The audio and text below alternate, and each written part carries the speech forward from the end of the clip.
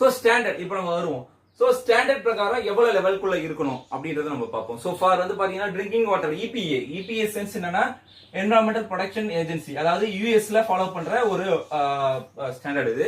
இந்த EPA பிரகாரம் வந்து பாத்தீங்கன்னா உங்களோட ட்ரிங்கிங் வாட்டர்ல எவ்வளவு இருக்கணும் அப்படின்னா 500 ppm தான் இருக்கணும். 500 ppm 500 மில்லிகிராம் பர் லிட்டர் தான் வந்து உங்களுக்கு TDS லெவல் இருக்கணும். சரிங்களா? சோ அதே மாதிரி வந்து பாத்தீங்க அப்படின்னா BAS. சோ BAS அப்படின்றது என்னன்னா பியூரோ ஆஃப் இந்தியன் ஸ்டாண்டர்ட்.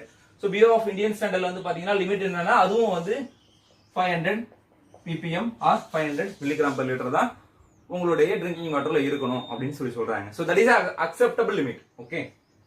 அடுத்து வேர்ல்ட் ஹெல்த் ஆர்கனைசேஷன் வரும். சோ வேர்ல்ட் ஹெல்த் ஆர்கனைசேஷன் பிரகாரம் அவங்க என்ன சொல்றாங்கன்னா the limit more than 1200 it is unacceptable. So அவங்க என்ன சொல்றாங்கன்னா 1200 க்கு கீழ கம்மியா இருந்தாலே அவங்க ஓகே தான் சொல்றாங்க. 1200 க்கு மேல அதிகமா போச்சு அப்படின்னா அது வந்து unacceptable அப்படின்னு சொல்லி சொல்றாங்க.